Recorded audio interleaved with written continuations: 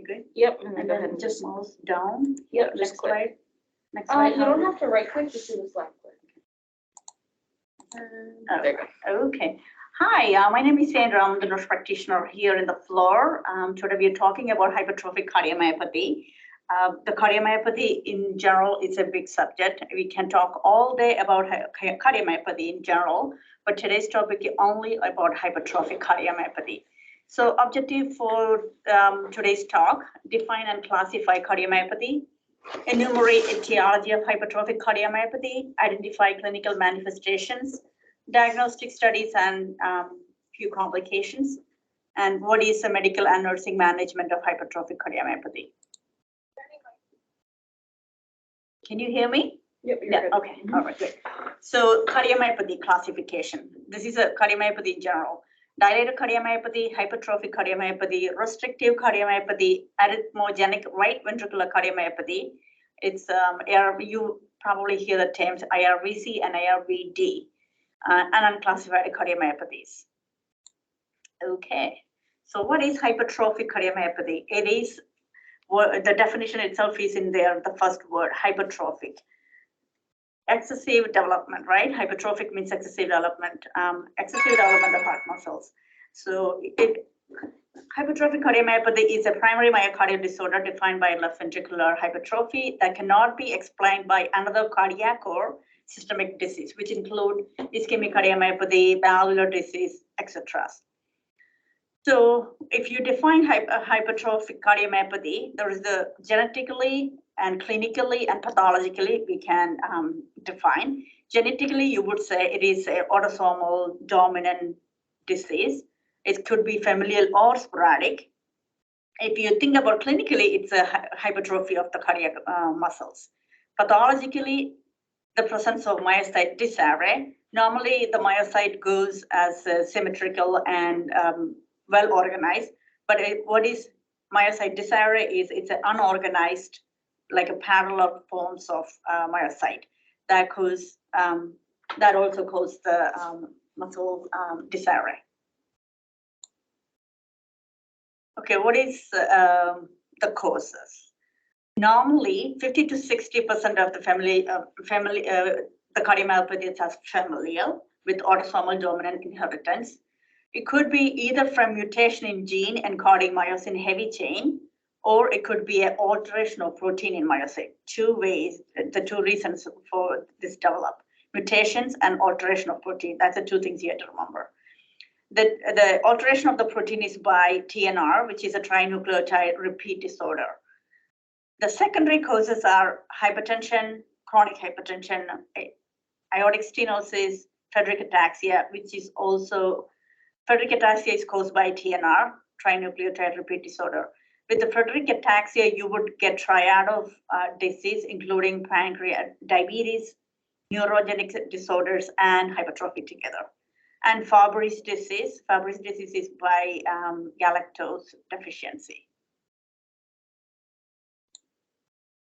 Some prevalence. So hypertrophic cardiomyopathy is a relatively common genetic disorder affecting an estimated 1 in 500 worldwide.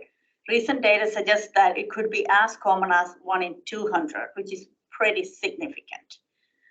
So hypertrophic cardiomyopathies account for 36% of death in athletes less than 35 years of age. Clinical presentation from infancy to old age. So you could see hypertrophic cardiomyopathy patient presentation any age. So some of the factors are poor prognosis in males, young age of onset, family history of sudden cardiac arrest, and exercise-induced hypertension. These are the poor prognosis. Progression of dilated cardiomyopathy occurs in 10 to 15% of the cases. Hypertrophic cardiomyopathy mortality rate now is less than 1. It used to be 3 until 2015, so it's getting better. I think the screening get these numbers down to 1% now. So women diagnosed less commonly. I looked into why it is, because I think, women are less athletic comparing to the male, and then the presentation is later in the age. So that is the reason the woman diagnosed less commonly, but the survival rate is pretty bad in women comparing to the men. So, and then the course may be complicated with a sudden cardiac arrest, embolic stroke, and heart failure. Sustained ventricular tachycardia and VFib most likely mechanism for syncope and sudden cardiac arrest. So we'll go through these symptoms and complication later, but most of the patients, while we're seeing here, they already had a heart failure, they already have ICD, they already have a syncope and all that. So we don't see the patients like a young people or anything like initial presentation. It's normally as an outpatient. Okay, so this is a schematic representation of normal heart and patient with a hypertrophic cardiomyopathy. So the one in the right side, if you look at atrium, still okay, but if you look at the ventricular cavity, the size is much lesser comparing to the normal one. And look at the septum. The septum is pretty thickened all the way. This is one. It's called symmetric hypertrophy. You would see symmetric and asymmetric. If it is symmetric hypertrophy, this look like this, symmetric hypertrophy. That means it's not obstructed, basically. Is this only around the left ventricle for? Yeah, septum and LV, yeah, LV septum. But you would see RV hypertrophy also, but the obstruction is always left because it's outflow tract, right? Yeah. Okay, the pathophysiology is self-explanatory by looking at the picture. So hypertrophic obstructive cardiomyopathy or non-obstructive cardiomyopathy, doesn't matter. So normally the intraventricular septum becomes thicker. It can bowing inside the ventricle and completely block it. So when this intraventricular septal hypertrophy happens, the cavity size of the LV, if you look at the cavity size, is really less. What does that mean by? That means the preload. The amount of blood is there in the LV is really low, right? So the preload is already low here. And so the amount of blood holding is low. So the force they have to go through eject during systole. Look at the way this mitral valve is occluding here. So there is no way they could eject the blood to the aorta. So the decrease in ventricular chamber size, less blood in the LV cavity, LVOT obstruction here, that leads less amount of blood is ejected through the aorta, which in turn decrease the systemic vascular resistance, the stroke volume, and decrease the cardiac output. So the cardiac output is low, and then the blood goes where next is when it goes to the coronary artery in all part of the body, right? Yeah. The coronary perfusion is low. That leads to ischemia. That's why you see the patient with angina. When how come patient comes, the presentation is either syncope, angina, or dyspneic session.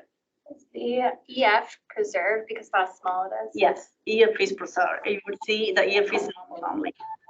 So it's a diastolic heart failure, right? You got the pathophysiology. Any question about the pathophysiology? Why happened? Okay. Now, oops, what happened? I didn't click anything. It's a reversal, so you can see me now. So the one with obstruction and without obstruction. The picture in here, this is without obstruction. You could see it. The hypertrophy is pretty symmetric here, right? But it's not blocking completely, right? You see the LV cavity, your LVOT is still open. You could have during systole, the blood passes pretty okay. So this is without obstruction. And if you look at here, this one, the bowing of the septum, pulling the mitral valve here and blocking here. So it is very hard for the blood to pump out to LVOT and to the aorta. That's why it's with obstruction. So what happens during this is, along with the obstruction, the changes in the cardiac muscle interfere with the heart's electrical signals. That leads to VT, VFib, or AFib.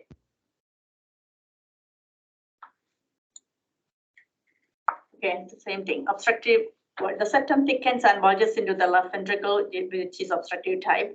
Blood, it blocks the flow of the blood into the aorta. The ventricle must work much harder to pump blood past through the blockage and out to the body. So that leads to symptoms of chest pain, dizziness, shortness of breath, and fainting. It also can affect the mitral valve, causing blood to leak backward through the valve, which causes mitral murmurs. If it is non-obstructive type, the anterior ventricle might become thicker. So it's a symmetric ventricular hypertrophy, or it may happen only at the bottom of the heart, apical hypertrophy. This is just a clinical expression of LV hypertrophy. Usually occurs during period of rapid somatic growth, maybe during the first year of life or childhood, but most typically is during adolescence, occasionally in early 20s.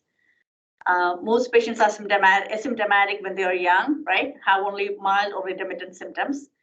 Symptomatic progression is usually very slow, age-related, and associated with a gradual deterioration in left ventricular function over decades. We see the patients because either they have a family history and genetic, or they complaints with the athletes. We see a lot of athletes. They already was diagnosed as an outpatient. Either they have a syncope or something happened in the past. By the time we see this patient, they already have an ICD, right? Most of them. You Or- diagnose with an echo, is that like what you? Yeah, we're getting to the criteria. Yeah, no problem. Yeah. Okay, the clinical symptoms, as we said, initially there is no symptoms, but then eventually heart failure and sudden cardiac death, if not getting into the list of the transplant. All right, this picture, this is the normal heart. You would see the size of the atrium, pretty normal. It's not thickening. Look at the LV cavity, pretty good.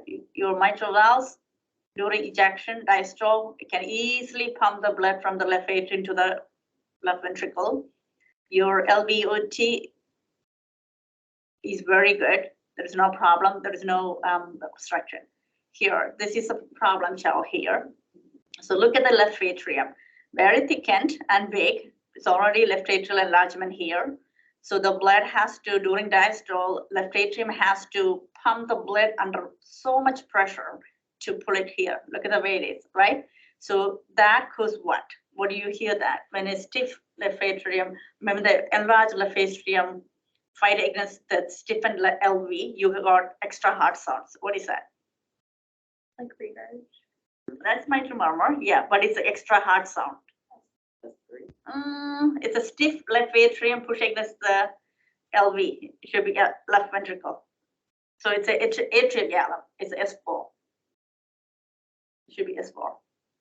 So you would hear S4, and then of course the mitral valve is pulled through near the septum. So you would have some MR. That's another presentation. So S4, mitral regurgitation, and the third one.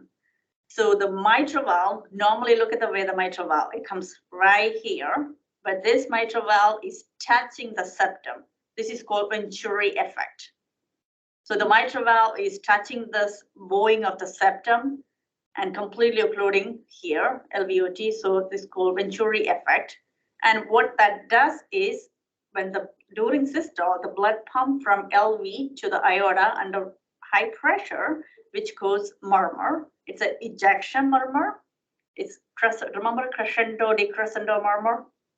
The crescendo, it's like a diamond shape, right? That's a crescendo. It goes up when ejected first, then all of a sudden it blocked completely. So the murmur, you won't hear the murmur. So it's a crescendo, decrescendo, ejection murmur. You heard it, okay?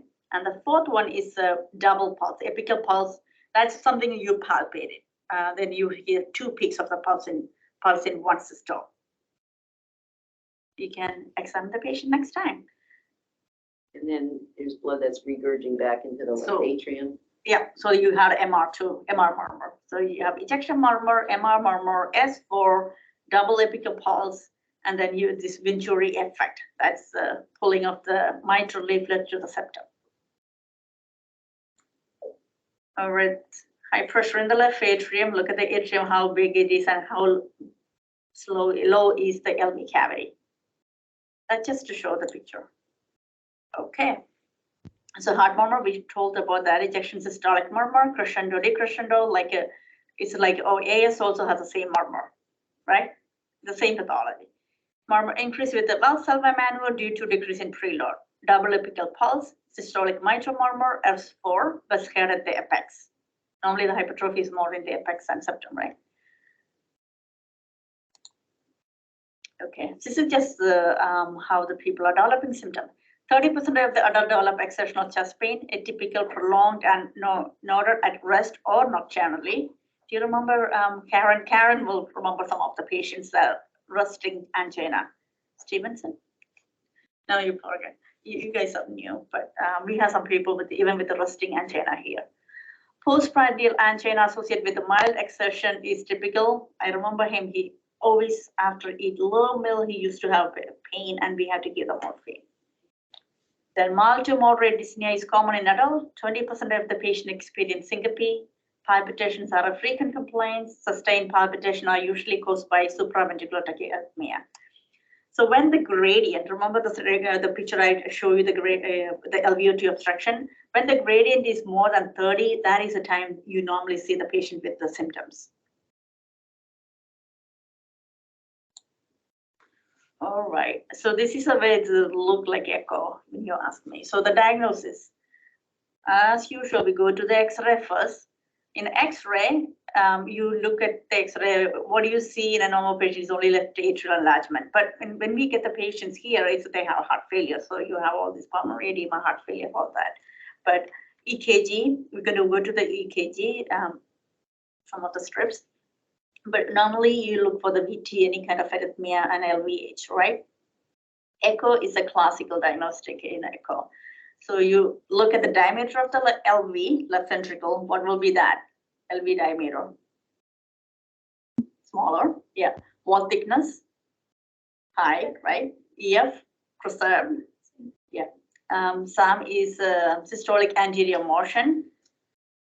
Remember the mitral valve is being pulled to the septum. So the systolic anterior motion, that's a look at how bad it is, and the MR. And of course, the outflow tract. If the outflow tract gradient greater than 50, the symptoms is severe. Normally, you see the patient with the gradient of 30, the start of the symptom, 50 is the severe symptoms. That means they're passing out. MRI, just to rule out other etiology of the cardiomyopathy, basically. 24-hour Holter, if they have arrhythmia. Stress test, of course, we are ruling out ischemic cardiomyopathy, right? Risk stratification. So we're going to go through there. All right, here is a classic EKG. What do you look in the EKG? Of course, LVH, right? So you would see deep Q wave in the due to the septal hypertrophy. You would look at the Q waves in inferior and lateral leads. So which is your 2, 3 AVF, 1 AVL, V5, and V6, the Q waves, okay? And then you see the LVH, which is the peak R waves, right? These R waves, the peak R waves here, the peak R waves.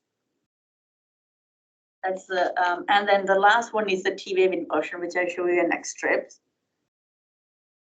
Any questions about that? Why, like, is the T wave inverted? It's not all the time you see. It's some variants you would see the T wave inversion. It's a depend upon the what is it? Hypertrophy, because of the hypertrophy, and the Q wave because why?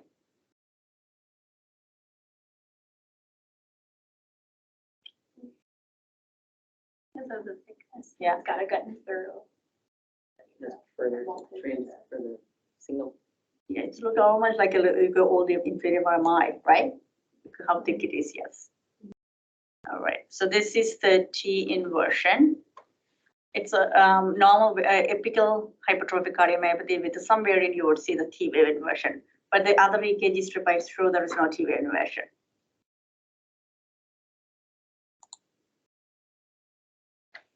So this is the major and minor criteria for the diagnosis of the hypertrophic cardiomyopathy. So left ventricular wall thickness more than 13 mm, equal to or more than 13 mm in the anterior septum, or posterior wall of more than 15 mm in the posterior septum, free wall. So the normal diameter of the LV wall is what? Normally is 13.6, anything less than 13 in male, and the female is a little lower, 11.2. So anything over 13 mm plus or minus, and then anything over 15 here.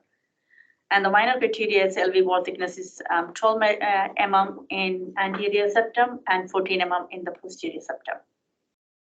And they have severe systolic anterior motion of the mitral valve. That's other criteria they look at. And of course, EKG, we just talk about this, right? Here comes a big management, nursing care, medical management, all this depend upon this. So the goals for the treatment of these patients. So increase the preload. What happens if it is preload is decrease? Hypertensive. Why? Because they don't have enough volume and To distorted eject. shape. Yeah. And then decrease in volume cause more LVOT. If you remember to look at that picture, the cavity is less volume to eject, more obstruction. The more obstruction leads to less cerebral perfusion, coronary perfusion. So that leads to syncope and sudden cardiac arrest. So the goals is increase the preload. How do you increase the preload? Fluid. But we had to remember that these people, by the time we see them, is they have heart failure, right? So gentle hydration, right? Gentle hydration. Avoid diuretics. Avoid vasodilators, especially nitro is an herb. What happens with the nitro? Same thing. They can't pass out. Stand up, they will pass out. So they have a chest pain. They're not coming with just hypotension or anything. They would have a heart failure. They have angina. They have syncope. All these symptoms when they comes in. So if they have angina, you're not going to give the nitro, right? The resting chest pain, you would give more morphine.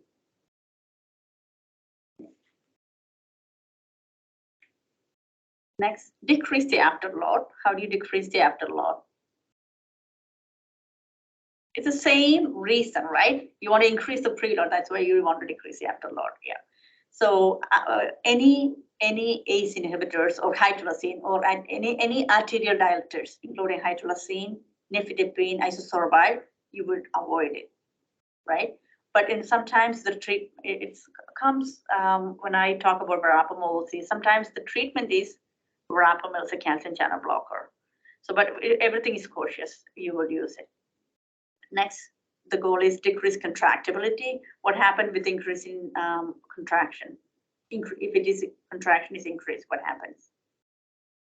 Remember the picture, when you have systole, if you have more contraction, you have more obstruction, right? Yes, it's completely blocked, you have more obstruction. So you don't want to give us inotropes. Avoid digoxin, but what some beta blockers we will use it because the treatment to treatment for the hypertrophic cardiomyopathy is beta blockers, first line, but not all the beta blockers.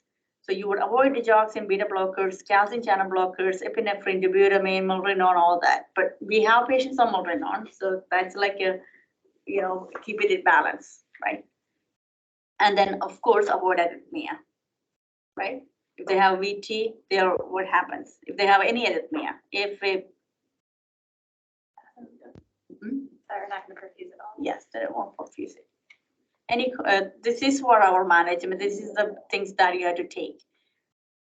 Always increase the preload, decrease the afterload, decrease contractibility, avoid arrhythmia. Any question on that? Okay, next one. So medical management, 90% of the times you require medications, beta blockers, but it's the beta-1 selective beta blockers we give, which is bisoprolol, mostly on bisoprolol. Next is calcium channel blockers. The line of management is verapamil. A lot of the patients on verapamil unless they have side effect. So that is one of the calcium channel blocker we uses. Norpace. This is a drug of choice. You see the patients on disopyramide, which is the Norpace is a trade name. It's a sodium channel blocker, class 1 antiarrhythmic. It has some property negative inotrope, so that's why they are better. And it's also the study says it's reduced the LVOT gradient also. 20 to 30% decrease in the LVOT gradient from disopyramide. It comes with some side effect also, so you have to be very careful about when they use it. Okay. Next one, antiarrhythmic. If they have VT, diuretics for the diastolic heart failure. Anticoagulation, because they have a pooling of the blood because ejection is much lesser. So I normally start with the aspirin. Avoid dehydration. Okay, so this is newly diagnosed, newly approved, FDA-approved medication is called mavacamten. We don't see the patient much on this. Some of the outside cardiologists are using it. It's a myosin inhibitor. It's a new drug in the block. Some other medication is under investigation. This is not approved. CK274 IMB. It's also act almost the same way, decrease the myosin inhibitors, but it's not approved yet. The gold standard is the surgery. If they can refractory to any of this medical management, the gold standard is myectomy. So just, it's not myomectomy, it's a myectomy. It's a surgical procedure. Next is alcohol septal ablation. We have so many people. I'm sorry, this is down here. Anybody has a patient who's taking care of alcohol septal ablation? No, not Karen? Yeah, okay. So that's the next line. If the not everybody can get the myectomy, they have surgical risk, then they go to alcohol septal ablation. That also has its own contraindication and problems. And then finally, long-term management option is always a heart transplant. We'll go to myectomy and alcohol septal ablation. All right. Treatment continues. Beta blockers are the first line of therapeutic agents in order to decrease the gradient. The negative inotropic effect of the beta blockers are relatively mild. Bisoprolol is more beta one selective than atenolol or toprol. Disopyramide, vagolytic side effect is kind of like an anticholinergic, and it can prolong the QT and so many other side effects also. So sometimes patient has not tolerate disopyramide because of all the side effects they have. So pyridostigmine, the old oral pyridostigmine, they can use concurrently with the disopyramide. The side effect is much lesser. You remember the pyridostigmine where they use this? That's normally the MS, mitral myasthenia gravis medication. So studies say that concomitant use of pyridostigmine helps alleviate some of the side effects from the disopyramide.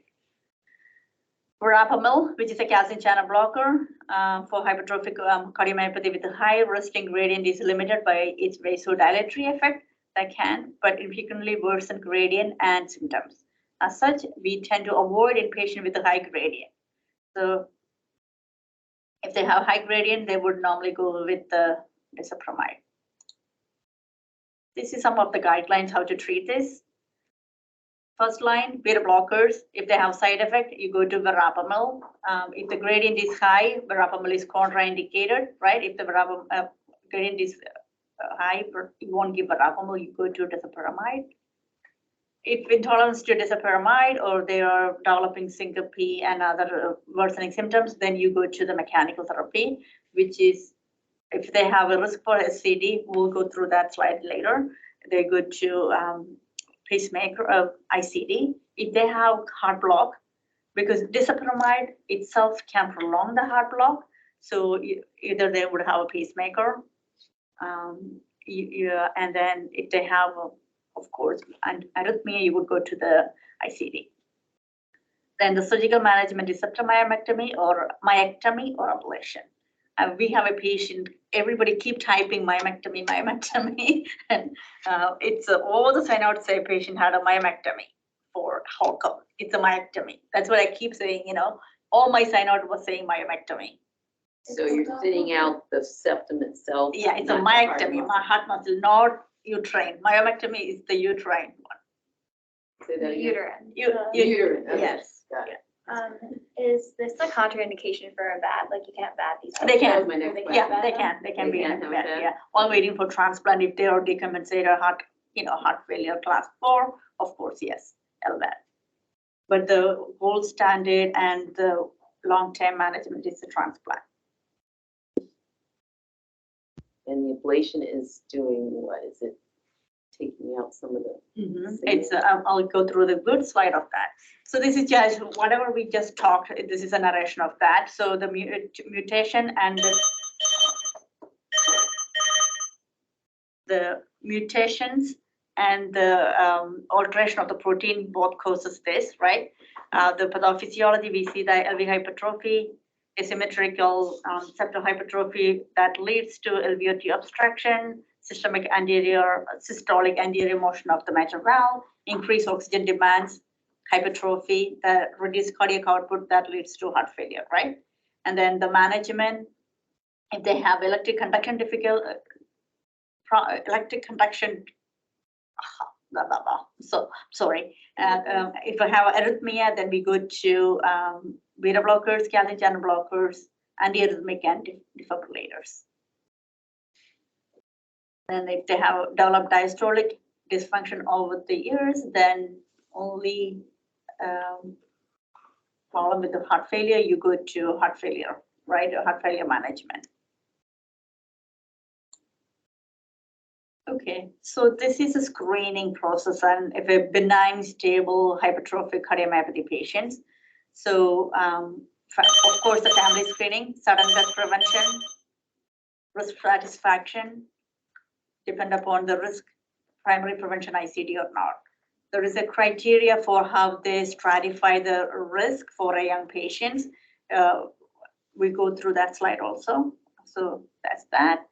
Heart failure, obstruction, negative inotropes, myosin inhibitor, which is the mavacamten new drug, surgical myectomy and aspirin, non-obstruction with the preserved EF, you go to ultimately heart transplant, arrhythmia, this is management for arrhythmia. Next, VT in hypertrophic cardiomyopathy, because that is a reason most of the patient had a sudden cardiac arrest, right? So the ion channels remodeling, the calcium cations are the positive ones, right? The cations, I'm so sorry, cations, hemostasis abnormality, and increased myofilament cation sensitivity may contribute to changes in the action potential, re-entry circuit formation, which trigger activities such as early after depolarization and delayed after depolarization, leading to ventricular tachyarrhythmia. Besides the ICD implantation, novel drug represented by the lead sodium current channel inhibitor, that is the disopyramide, right? We're using it. And myosin inhibitor also shed light on the prevention of hypertrophic-related arrhythmia. The ideal prevention strategy for sudden cardiac death is early stage hypertrophic cardiomyopathy patient needs to be combined with the gene screening.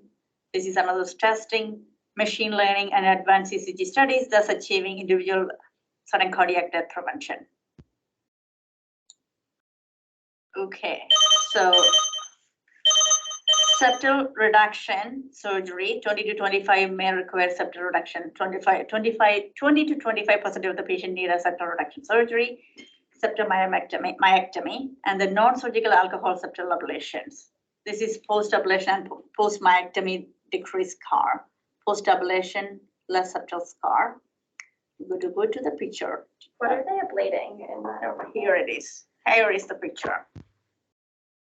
So what they're doing is like a left heart catheterization, basically, right? Groin, you have a catheter, it's LED, and where your first septal perforator is, they inject alcohol, it's called alcohol ablation. So you inject real ethanol. The alcohol, basically when they inject it, you're killing the heart muscles. You're making artificial myocardial infarction here. So then you won't have a VT or you won't have a hypertrophy, right? Because you're basically making an infraction in the heart muscle. So that's called alcohol ablation. It's an interventionist, EP, and surgery together does it. I think they are doing it in the OR recently. So does the tissue actually atrophy or is it just die and stay in place? Yeah. Any questions about that? Does the timing of that matter? Like if they do it earlier, is it more helpful because then it doesn't have the Yeah, but resources it goes to grow, the or- medication. If they're refractory to the medicine and they have a risk for surgical myectomy, then they would go to the opposite. But this also has to be very careful if they have, normally they have hypertrophic cardiomyopathy patients, right? But if they depend upon the anatomy, sometimes they cannot inject it. If it is close to the viable myocardium, then if they inject it, they can have a MI in other areas, in the normal tissue, right? It can. So there is contraindication for this, how the anatomy and everything. That's why they do the MRI and all that before. It has its own complications too. All right, so the arrhythmia management, the rhythm management, as I said, some of the patient has a left bundle branch block and heart blocks, then they need a pacemaker. Before you start non-pace, you have to make sure that they are, if they have underlying sinus node dysfunction, we have to make sure that they have a pacemaker. ICD, of course, if anybody is on a sudden cardiac death with the primary prevention ICD, they will get. If they have a persistent AFib, symptomatic AFib, you need an AFib ablation. 20% at least may require ICD. 20% of the population would have AFib. So this is a risk satisfaction for sudden cardiac arrest who will need an ICD. I'm not going to read everything. It's like a, I can't even see from here, but if you want to read it, it's like a who would need ICD, how the risk satisfaction. They have modified risk factors also who will need ICD, and it's in your slide. Okay, the new development in the treatments. This is, we already talk about this structural rearrangements, what happens, alteration in the protein, myocyte itself. The normal procedures we know that sometimes when they did the myectomy, they would do the mitral valve papillary muscle realignments also. Sometimes this is all goes with the myectomy. They would do chordae removal, mitral valve repair, apical myectomy, transcatheter mitral valve repair, radiofrequency septal ablation, high intensity focus ultrasound septal ablation. The new drug we talked about, mavacamten, is a myosin inhibitor. CK-274 is on investigational, it's not approved. This is all not approved yet. Then ARBs, aldosterone antagonist, and statins. Gene-based therapy. This is new, allele-specific gene silencing. I don't know how they do it. I'm not going to details either. And then embryonic gene repair using CRISPR model. That's all new therapies. Okay. This is for a. I just attached this slide because of the importance of family screening. So if you have a first relative, somebody in the family has sudden cardiac arrest or VT arrest, young athletes less than 35 years, in your family has to screen for hypertrophic cardiomyopathy because it's a genetic disorder. It's a autosomal dominant, right? So family history is very important.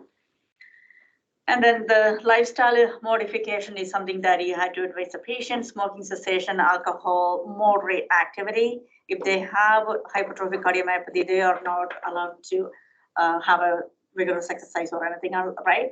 And there is all new criteria, and it's in the AHA website, what lifestyle modification if they are symptomatic, if they have family history, if they have hypertension during exercise, what kind of activity they had to do it. I didn't explain all that because it's in the website, okay? Septal reduction therapy, surgery, and then shared decision-making about family screening and who need an ICD, who would need genetic counseling, right? Genetic counseling is very important. Okay, nursing diagnosis. You can tell me what will be the couple of the nursing diagnosis. This goes with increase in preload, decrease in and afterload. First, I put it in decreased cardiac output, right? That is the first diagnosis we have. What do we do for people? Nursing managements. Like heart failure management, like fluid To decrease the cardiac output. Why do you decrease the preload, right? Hydration, whatever causing the decreasing the preload, because you want to keep the preload up, right? So you want to like gentle hydration, yeah. Avoid diuretics unless necessary, right? Okay. gas exchange, that also goes with the low cardiac output because your cerebral perfusion, coronary perfusion is all low if they have significant LVOT obstruction. So activity intolerance, right? They would have a minimal activity, rest in between, oxygen, right? To decrease the demand ischemia. They always have the demand ischemia because they have a mismatch of the oxygen supply, right? So a lot of time you need oxygen and a morphine for the pain. Activity intolerance, we already explained. Ineffective tissue perfusion, that goes with the low cardiac output, so same. And angina, I said avoid nitrates, morphine as needed, oxygen, limited activity, right? We have patients, sometimes they can't even take a shower, they have a sitting and taking a shower just because of the angina while they're waiting here for transplant. We have so many people waited here with the angina, we can't even discharge them because the amount of angina, getting morphine every single day, couple times. Yeah. And then of course, if they develop a diastolic heart function and heart failure, then you would have to have a gentle IV diuretics, right? With the watching. We have someone, in my experience, give a diuretic, get up to pee, passed out, collapsed because you're squeezing too fast and the preload is low. Any questions so far about nursing management, how to treat angina? All right, so this is a website that you can go. There's a lot of information. I didn't put all the reference because the AHA has all the guidelines, all these slides there. And if anybody know how I do the genetic counseling or how do I screen my family to prevent sudden cardiac death, this website has everything. How to the screening tools, what is the current tool they're using. Amazingly, these guidelines from 2020, we have Nosheen Reza is in the guidelines, our cardiologist. She wrote these guidelines. She's part of these guidelines. Okay, any questions? Anybody has any questions?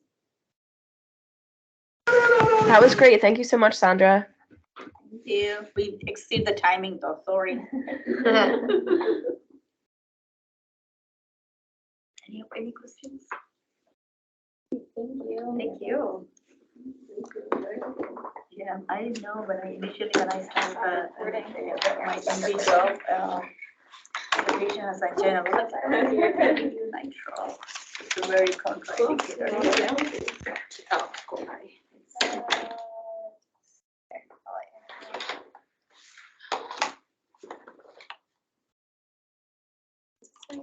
Let everyone know they're being recorded.